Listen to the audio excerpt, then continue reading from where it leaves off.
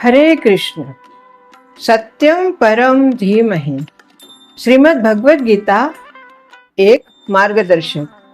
भगवान श्री कृष्ण जिस तरह से हमारा मार्गदर्शन कर रहे हैं वो मार्गदर्शन कोई साधारण नहीं है, क्योंकि ऐसा गुरु, ऐसा मार्गदर्शक और ऐसा ज्ञान देने वाला परम गुरु वो बहुत ही परम सौभाग्य से प्राप्त होता है।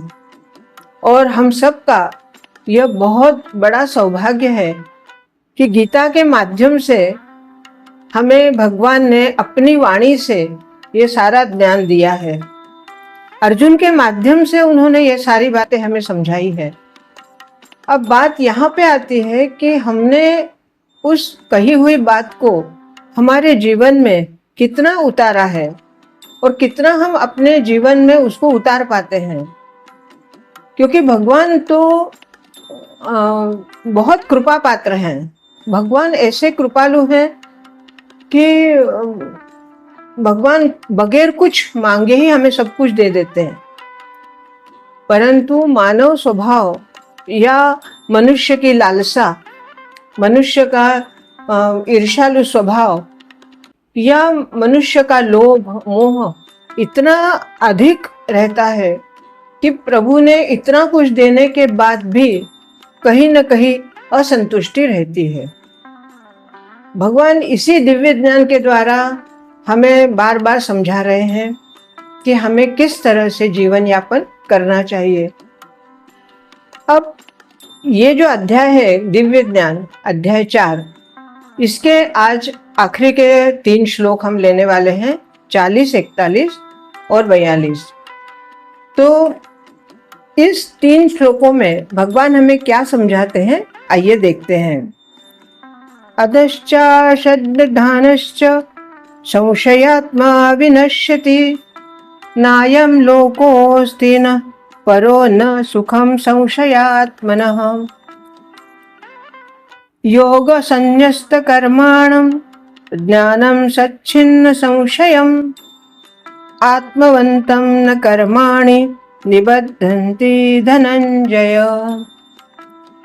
तस्माद् संभूतं ऋतस्थं ज्ञानासीनात्मनः,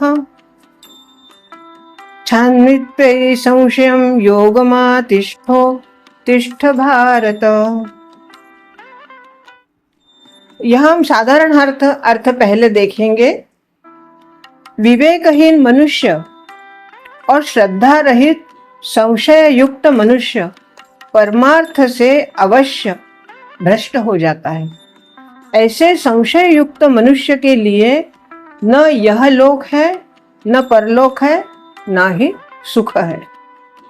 अब भगवान कहते हैं, हे धनंजय, जिसने कर्मयोग की विधि से समस्त कर्मों का परमात्मा में अर्पण कर दिया है और जिसने विवेक द्वारा समस्याओं का नाश कर दिया है और ऐसे वश में किए हुए अंतःकरण वाले पुरुष को कर्म नहीं बांधते। इसलिए हे भरतवंशी अर्जुन, तू हृदय में स्थित इस अज्ञान जनित अपने संशय का विवेक ज्ञान रूप तलवार द्वारा युद्ध के लिए खड़ा हो जा। अब यहाँ पे युद्ध की बात कर रहे हैं वो, अर्थात ये बात सभी जानते हैं कि गीता का जो ज्ञान अर्जुन को मिला है यह युद्ध के पहले वाली स्थिति है। अर्थात युद्ध के पहले ही अर्जुन ने कहा था कि मुझे वहाँ पर दोनों कौरव पांडवों के बीच में ले चलो, और वहाँ पर ही भगवान ने ये गीता का ज्ञान अर्जुन को दिया है। तब ये ज्ञान देते देते अब वो मूल उद्देश्य पर आ रहे हैं कि युद्ध करना है। यहाँ पर जैसे मैंने बहुत पहले जब इस गीता के श्लोकों का प्रस्तावना की थी, आप मेरे प्रस्तावना वाले पहले जो पहला वीडियो है उसमें आप देख सकते हैं, सुन सकते हैं कि प्रस्तावना में मैंने यही बात कही थी कि हमारा ये जो जीवन है ये धर्म क्षेत्र भी है और कुरुक्षेत्र भी है। अब हमें इसको धर्म क्षेत्र बनाना है या कुरुक्षेत्र बनाना है, ये हमारे हाथ में है। ये महाभारत के जितने भी पात्र हैं सब हमारे अंदर ही विराजमान है, और एक एक पात्र बार बार परिस्थिति के अनुसार वो बाहर निकलता है और जीवन में आगे बढ़ता है, या अधोगति को जाता है या ऊर्ध्व दिशा को जाता है। तो यहाँ पर अब यहाँ से भगवान कह रहे हैं कि तू ज्ञान रूप तलवार द्वारा युद्ध के लिए खड़ा हो जा। अब बहुत ही गहरी बात भगवान कह रहे हैं कि हर मनुष्य को अपने विवेक रूपी तलवार की धार को हमेशा तैयार रखनी चाहिए, क्योंकि ये जीवन है। इस जीवन में कभी भी युद्ध क्षेत्र बन जाता है या बन सकता है। तो ऐसे में तुम्हारे बुद्धि में जो विवेक रूपी तलवार है उसकी धार कभी क्षीण नहीं होनी चाहिए, हमेशा वो तैयार रहनी चाहिए। और हमें प्रत्येक क्षण एक धर्म युद्ध के लिए तैयार होना ही रहता है। तो इसी तरह कह रहे हैं कि विवेक जो तलवार है वो कैसी है, विवेक की है। और आगे क्या कहते हैं कि जो अज्ञानी और श्रद्धा रहित व्यक्ति शास्त्र में संदेह करते हैं। अब कई लोग हम देखते हैं कि हम भगवान को नहीं मानते, हम सिर्फ कर्म को मानते हैं। हाँ, बहुत अच्छी बात है, कर्म को मानना ही चाहिए, लेकिन कर्म करने की जो आपकी इच्छा है, आपकी जो चेतना है, वो आपको कहाँ से मिली है, ये थोड़ा सोचने वाली बात है। भाग्य हम अपने कर्म से भाग्य बना लेंगे, ये भी सही है, परंतु कर्म करने के लिए ये हाथ आपको कहाँ से मिले, वो बुद्धि कहाँ से मिली, वो चेतना कहाँ से मिली, वो सब प्रभु ने दी है। हमारे पूर्व कर्मों के पुण्य संचित के आधार पर हमें इस जन्म में ये मनुष्य शरीर मिला है, और इसी से हमें उन सारे कर्मों को करना है जो हमारे लिए मोक्ष के द्वार खोलेंगे। तो भगवत गीता सभी प्रामाणिक और वैधानिक सिद्धांतों में सबसे उपयुक्त है। ऐसा क्यों है? क्योंकि ये व्यावहारिक है। भगवान की ये वाणी हमें व्यवहार में कैसे व्यवहार को रखना है, किस तरह से व्यवहार करना है, और प्रत्येक क्षण हमें सावध रहते हुए, क्योंकि जीवन जब जैसे पहले ही अध्याय के पहले ही श्लोक में कहा है, धर्म क्षेत्र है, कुरुक्षेत्र है, अर्थात ये तुम्हारा जो शरीर है ये स्वतः ही अपने आप में क्षेत्र है, और ये जो जीवन है ये जीवन भी एक बाह्य क्षेत्र है। तुम्हारे इस अंतर क्षेत्र को बाह्य क्षेत्र के साथ युद्ध करना ही पड़ता है, और वही युद्ध की नीति भगवान हमें इन श्लोकों के द्वारा समझा रहे हैं। जो लोग पशु समतुल्य है वे नहीं तो प्रामाणिक शास्त्र में कोई श्रद्धा रखते हैं, ना ही उनका कोई ज्ञान रहता है। और कुछ लोगों को यद्यपि उनका ज्ञान तो होता है, परंतु वे प्रमाण देते हैं कि हमें प्रमाण दीजिए कि भाई ऐसा कब हुआ था, या लेकिन उनमें वास्तविक विश्वास नहीं होता। देखते हैं कि ये कार्य हमने नहीं किया या हमसे करवाया गया, फिर भी वो विश्वास नहीं रखते। यहाँ तक कि कुछ लोग जिनमें भगवत गीता जैसे शास्त्रों में श्रद्धा भी होती है, परंतु वे भगवान कृष्ण की वाणी में विश्वास नहीं करते, न तो उनकी पूजा करते हैं। ऐसे लोगों को कृष्ण प्रेम का तथा उनके अमृत वाणी का कोई ज्ञान ही नहीं होता, क्योंकि वे भगवान की ये जो कृष्ण प्रेम की जो प्रेममय वाणी है इसका वो आस्वाद ही नहीं ले पाते। ये भगवत गीता इतनी गहरी होने के बावजूद भी अत्यंत मिश्री की तरह मीठी है। एक बार अगर इसका स्वाद जिह्वा पर आ जाए तो मैं दावे के साथ कहती हूँ कोई गीता छोड़ ही नहीं सकते, इतनी मीठी है ये। परंतु एक बार उसका स्वाद आपको चखना पड़ेगा। तो यहाँ बिल्कुल स्पष्ट रीति से हमें बात समझ में आ रही है कि जो लोग इसमें विश्वास नहीं करते, जो लोग प्रमाण चाहते हैं, जो लोग सब कुछ आंखों से दिखने के बाद भी उस पर विश्वास नहीं करते। अब उनके लिए भगवान क्या कहते हैं कि जो लोग ईश्वर और उनके वचनों में श्रद्धा नहीं रखते, न तो उन्हें इस संसार में कोई सुख मिलता है, न ही परलोक में कोई सुख मिलता है, और न ही उनके लिए कोई जगह है। बहुत ही स्पष्ट कह रहे हैं, उनके लिए किसी भी प्रकार का सुख है ही नहीं। वो कई बार हम देखते हैं कि कितने ही लोग ऐसे होते हैं, हर एक बात पर उनको बस शिकायतें ही रहती हैं, समस्या रहती है।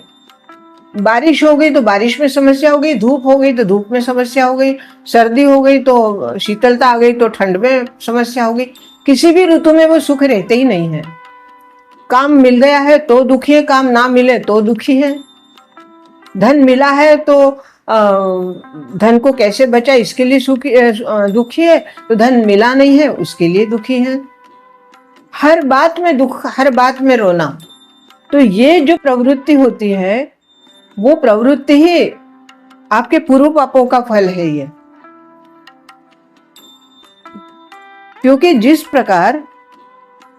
क्योंकि उनका क्या है कि पहली बात तो उनकी श्रद्धा नहीं है, उनके भगवान के वचनों पर श्रद्धा नहीं है, तो और ज्ञान का अभाव है।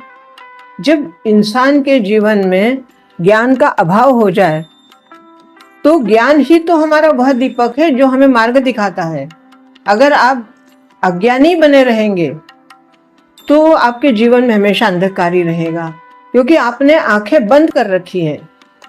आंखें बंद करने के बाद तो आपको सूर्य की रोशनी क्या, दिए की रोशनी क्या कोई दिखाई नहीं देगी। तो आंखें आपने बंद कर रखी है। ज्ञान के दरवाजे, जिस दरवाजों से ज्ञान आपको मिल सकता है, वह दरवाजे आपने बंद कर रखे हैं, तो ज्ञान कहाँ से मिलेगा? वस्तुतः मनुष्य को चाहिए कि श्रद्धा भाव से शास्त्रों का, सिद्धांतों का वो पालन करे और ज्ञान प्राप्त करे। इस ज्ञान से मानवीय आध्यात्मिक भावना के दिव्य पद तक पहुंचा जा सकता है। अगर हमें उस पद तक पहुंचना है, भगवान की उस वाणी का गहन अर्थ अगर हमें समझना है, तो हमें उसमें दृढ़ विश्वास करके और उसका चिंतन करना चाहिए। दूसरे शब्दों में अगर हम कहें तो आध्यात्मिक विद्रोह में संशय संभावित कोई स्थान ही नहीं होता। अब जब आप अध्यात्म का मार्ग चल रहे हैं, तो उसमें संशय कहाँ से आ गया? और जहां संशय आ गया वहां तो सब कुछ खत्म। तो मनुष्य को क्या चाहिए कि वह जो परंपरा से चली आ रहे हैं, जो शास्त्रों ने हमें बताया है, उसके आधार पर हम चलें।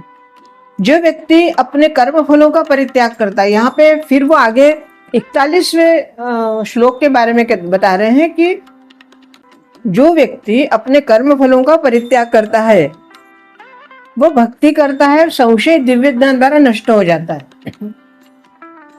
वही वास्तव में आत्मपरायण होता है। कर्म फलों का परित्याग करना, भक्ति करना और दिव्य ज्ञान द्वारा संशय को नष्ट करना, वही व्यक्ति आत्मपरायण होता है। हे धनंजय, वह कर्मों के बंधन से नहीं बंधता। जो मनुष्य भगवत गीता की शिक्षा का उसी रूप में पालन करता है जिस रूप में भगवान ने बात कही है।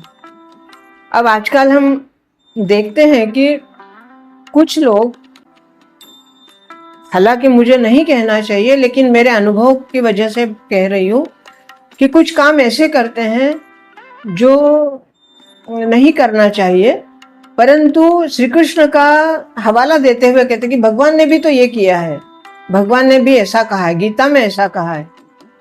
गीता में भगवान ने किस उद्देश्य से कहा है, या भगवान ने गीता में किस परिवेश में हमें क्या करना चाहिए वो कहा है, उसका अपने स्वार्थ के अनुसार अर्थ निकालकर और फिर जीवन में उसका उपयोग करना, ये बहुत गलत बात है। यहां क्या कह रहे हैं? हे धनंजय, जो कर्मों के बंधन से नहीं बनता। अब आप एक तरफ तो गीता की बात कह रहे हैं, दूसरी तरफ मोह में इतने अधिक जकड़े हुए हैं कि जरा सा आपको आपके परिवार में से किसी ने कुछ कह दिया तो बस आपका पारा चढ़ जाता है। क्यों आप इतने मान अपमान को क्यों तूल देते हैं? तो भगवान कहते हैं वो ये सब बातों को तुम छोड़ो, तुम वो ध्यान दो जो तुम्हारे लिए मोक्ष के लिए उपयोगी है। दिल में अज्ञानता के कारण संशय उठते हैं, क्योंकि गीता में जो ज्ञान भगवान दे रहे हैं उस ज्ञान की तरफ ध्यान नहीं है और संशय संशय के तुम जीते जा रहे हो। तो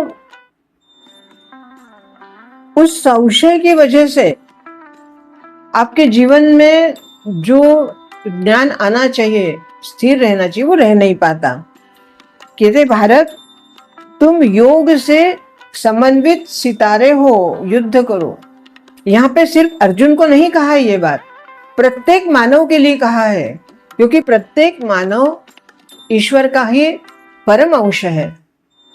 सारी सृष्टि में सभी जीव ईश्वर के ही अंश है, परंतु मानव परम अंश है। क्यों? क्योंकि मानव को अलग से कुछ दिया है भगवान ने, जो बुद्धि कहते हैं जिसको। उस बुद्धि के आधार पर हम इन पशुओं से, प्राणियों से, जीव कीटकों से आगे बढ़ के हैं।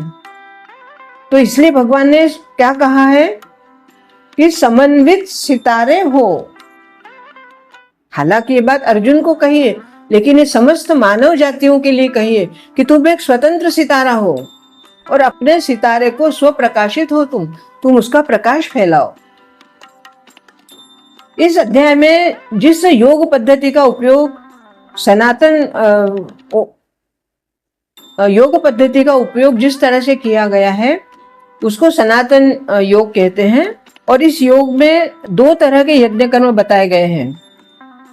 एक तो द्रव्य यज्ञ है और दूसरा आत्मज्ञान यज्ञ है, जो शुद्ध आध्यात्मिक यज्ञ कहलाता है। यदि आत्म साक्षात्कार के लिए द्रव्य यज्ञ नहीं किया जाता तो ऐसा यज्ञ भौतिक बन जाता है।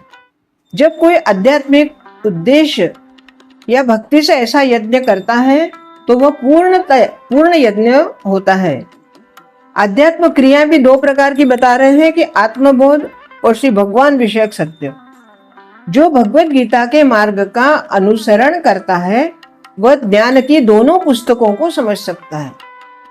कितना सुंदर शब्दों में, कितनी सटीक भाषा में हमें समझाया गया है। और ऐसा ज्ञान मिलता है कि ऐसे व्यक्ति भगवान के दिव्य कार्यकलापों को समझ सकता है। इस अध्याय में स्वयं भगवान ने ही अपने दिव्य कार्यकलापों का वर्णन किया है। जो व्यक्ति गीता के उपदेशों को कोई नहीं जानता, जिस भगवान के उपदेशों को, भगवान के सच्चिदानंद स्वरूप को भी कोई नहीं जानता और सिर्फ तर्क करता है, उसको मूर्ख की श्रेणी में रखा जाता है। कृष्ण के सिद्धांतों को स्वीकार कर अज्ञानता को दूर किया जा सकता है। यह विविध देव यज्ञ, ब्रह्म यज्ञ, ब्रह्मचर्य यज्ञ, गृहस्थ यज्ञ, इंद्रिय संयम यज्ञ, योग साधना यज्ञ, तपस्या यज्ञ, द्रव्य यज्ञ, स्वाध्याय यज्ञ तथा वर्णाश्रम धर्म में भाग लेकर जागृत किया जाता है। ये सब यज्ञ कहलाते हैं और ये सब नियमित कर्म पर आधारित हैं। इन सभी कार्यकलापों में सबसे महत्वपूर्ण क्या है? वो है आत्म साक्षात्कार। जो इस उद्देश्य को खोजता है वही भगवत गीता के वास्तविक पाठक हैं। कई लोग कहते हैं हम तो गीता रोज पढ़ते हैं, हमें तो 15 अध्याय पूरी तरह याद है, हम तो रोज बोलते हैं। कई लोग कहते हैं कि हम तो हनुमान चालीसा रोज बोलते हैं, हम ये पाठ रोज करते हैं। परंतु उसका जिस पाठ को आप बोल रहे हैं, जिस पाठ को आप कह रहे हैं कि तुम्हें कंठस्थ है, वो पाठ करते समय मेरा एक साधारण सा प्रश्न है कि वो पाठ करते समय क्या आपके हृदय में उस भगवान का विग्रह जागृत रहता है? क्या आप उस विग्रह के दर्शन करते हैं? अगर ऐसा है तो ही आपका पाठ सफल है। अगर आपका ध्यान इधर उधर जा रहा है, आप यंत्रवत आप अगर पाठ रटा हुआ पाठ बोल रहे हैं और आपके हृदय में उस भगवान की विग्रह, भगवान की जो छवि है वो आप देख ही नहीं रहे, या उस छवि को आपने स्थापन ही नहीं किया है, तो वो पाठ सिर्फ एक यंत्रवत पाठ है। उस पाठ का एक कर्मकांड के रूप में आप उसका फल आपको अवश्य मिलेगा, परंतु भगवान श्री कृष्ण जो यहाँ पे हमें उस पाठक की बात कर रहे हैं जो ज्ञान को अपने अंदर समाता है और उसका अपने जीवन में उपयोग करता है, वही सच्चा पाठक है, वही सच्चा पाठ करने वाला है। भगवान निश्चित रूप से परम पुरुष हैं और उनके कार्यकलाप भी दिव्य हैं। जो इस बात को जो समझ लेता है वह भगवत गीता का अध्ययन अवश्य करेगा या करता होगा, और वही व्यक्ति इस जीवन से मुक्त भी हो जाएगा और उसे मोक्ष भी मिलेगा। आज के लिए इतना ही। बहुत बहुत धन्यवाद। हरे कृष्ण हरे